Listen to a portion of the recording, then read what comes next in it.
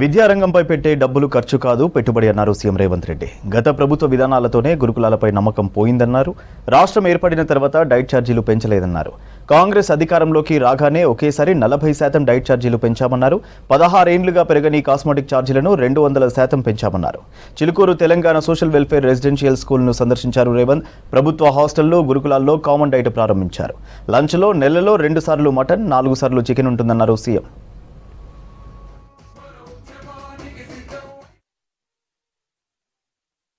ఒక social responsibility, ఒక సామాజిక బాధ్యతగా తప్పకుండా ఈ రెసిడెన్షియల్ స్కూళ్ళలో విద్యా ప్రమాణాలను పెంచాలి, నాణ్యమైన వసతులను కల్పించాలని ఒక దృఢ సంకల్పంతో ఈనాడు తెలంగాణ రాష్ట్ర ప్రభుత్వం ముందుకు వెళ్తుంది. అందులో భాగంగానే 8 సంవత్సరాల నుంచి డైట్ ఛార్జెస్ ఎప్పుడు పెంచలే. గత ప్రభుత్వం పెంచాలన్న ఆలోచన కూడా చేయలే. తద్వారా ప్రతిష్ట కలిగిన ఈ రెసిడెన్షియల్ స్కూల్స్ అన్నీ కూడా ప్రతిష్ట కోల్పోయి ప్రజలలో విశ్వాసం సన్నగిలే పరిస్థితి వచ్చినప్పుడు రాష్ట్ర ప్రభుత్వం స్పష్టంగా ఆలోచన చేసి మళ్ళీ ఆ విశ్వాసాన్ని పునరుద్ధరించాలి, ఒక నమ్మకం కలిగించాలి. ఈ ప్రభుత్వం అంటే ప్రభుత్వం మా కోసం పనిచేస్తుంది, ప్రభుత్వం మా ప్రభుత్వం, ప్రజా ప్రభుత్వం అని ఒక నమ్మకం, విశ్వాసాన్ని కల్పించాలన్న ఆలోచనతో సింగిల్ స్ట్రోక్లో డైట్ ఛార్జెస్ విషయంలో 40% ఛార్జెస్ పెంచడం ద్వారా నాణ్యమైన ఫుడ్ని ఈరోజు మన విద్యార్థులకు ఇవ్వడం ద్వారా ఆరోగ్యవంతమైన తెలంగాణగా తీర్చిదిద్దాలని మన ప్రభుత్వం భావించింది. తండాలలో, గూడాలలో, మారుమూల పల్లెల నుంచి వచ్చిన పేద విద్యార్థులు కాస్మెటిక్ ఛార్జెస్ తల్లిదండ్రులను అడగలేక బాగా ఇబ్బంది పడుతున్న సందర్భంలో ఒకసారి కాస్మెటిక్ ఛార్జెస్ గురించి మొత్తం నివేదిక తెప్పించుకుంటే 16 సంవత్సరాల క్రితం దాదాపుగా 2008-09లో కాస్మెటిక్ ఛార్జెస్ పెంచితే 16 సంవత్సరాల నుంచి ఒక్క రూపాయి కూడా పెంచలేదు. 16 సంవత్సరాలలో అసలు కాస్మెటిక్ ఛార్జెస్ ఎన్ని అంతలు పెరిగినాయో అసలు ఊహించలేనంత ధరలు పెరిగినాయి. మరి 2008లో నిర్ధారించిన కాస్మెటిక్ ఛార్జెస్ ఏ మూలకు విద్యార్థులకు సరిపోవడం లేదు.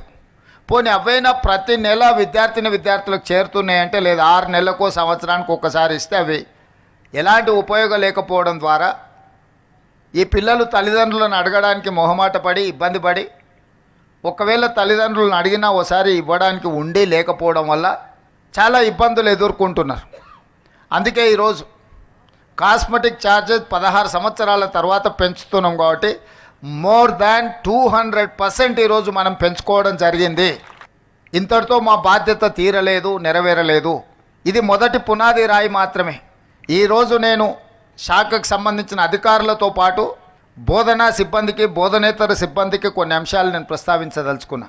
ఈరోజు తెలంగాణ రాష్ట్రంలో దాదాపుగా 26,000 ప్రభుత్వ పాఠశాలలు, రెసిడెన్షియల్ స్కూల్స్ ఉన్నాయి, 26,000+. 26,000 పాఠశాలలలో విద్యార్థులు చదువుకుంటున్నది 23 లక్షల మంది. అదే ప్రైవేట్లో 11,000 పాఠశాలలు ఉంటే 11,000 ప్రైవేట్ పాఠశాలలలో ఈరోజు 33 లక్షల మంది విద్యార్థులు చదువుకుంటున్నారు. నేను సూటిగా మా ప్రభుత్వ టీచర్లను నేను అడుగుతున్నా, ప్రైవేట్ స్కూల్స్లో చదువులు చెప్తున్న వాళ్ళు మీకంటే ఎక్కువ విద్యా ప్రమాణాలు ఉన్నవాళ్ళ, మీకంటే వాళ్ళకి ఏమైనా జీతభత్యాలు ఎక్కువ ఉన్నాయా? మీ స్కూల్స్లో ఉన్న మౌలిక వసతుల కంటే ప్రైవేట్ స్కూళ్ళలో ఎక్కువ ఏమైనా ఉన్నాయా? మరి ఎందుకు 26,000 ప్రభుత్వ పాఠశాలలలో 23 లక్షల మంది విద్యార్థులు చదువుకుంటే 11,000 ప్రైవేట్ పాఠశాలల్లో 33 లక్షల మంది విద్యార్థులు చదువుకుంటున్నారు? గ్రామాలలో పేదవాళ్ళు కూలికి పోయి అయినా సరే కూడబెట్టి పిల్లల్ని ప్రైవేట్ పాఠశాలలకు పంపించాలి, ఇంగ్లీష్ మీడియంలో చదివించాలని వాళ్ళు నానా తాపత్రయపడుతున్నారు. ముఖ్యంగా విద్యాశాఖ మీద, విద్యార్థుల మీద మనం పెడుతున్న పెట్టుబడి ఖర్చు కాదు, అది భవిష్యత్తు కోసం పెట్టుబడి. భవిష్యత్తు పునర్నిర్మాణంలో తెలంగాణ రాష్ట్రం అభివృద్ధి సాధించాలి అని అంటే అది పెట్టుబడిగా చూడాలి. కొన్నిసార్లు మనం ఏదైనా డైట్ విషయంలో లేకపోతే మౌలిక వసతుల విషయం మాట్లాడితే మాకు 6 నెలలు 8 నెలలు బిల్లులు రావడం లేదు, కిరాణా కొట్టుల్లో మేము అప్పు తెచ్చి నడిపిస్తున్నాం, 8 నెలలు మేము మా అప్పులకు మిత్తిలు కట్టాలంటే మేము ఎక్కడో ఒక దగ్గర నాణ్యత తగ్గించాల్సిందే అన్నట్టుగా చర్చలు వస్తున్నాయి. అందుకే ఈనాడు ప్రభుత్వం స్పష్టంగా నిర్ణయం తీసుకున్నది, ఎవ్రీ మంత్ 10th లోపల గ్రీన్ ఛానల్ ద్వారా అన్ని నిధులు ఈ రెసిడెన్షియల్ స్కూల్స్కి, హాస్టల్స్కి, కాలేజెస్కి సంబంధించిన ప్రతి రూపాయి 10 తారీఖు లోపల గ్రీన్ ఛానల్ అడగాల్సిన పని లేకుండా స్ట్రైట్గా వాళ్ళ ఖాతాలకు పోయే విధంగా ఆర్థిక శాఖ మంత్రి గారికి, అధికారులకు నేను ఆదేశాలు ఇవ్వడం జరిగింది.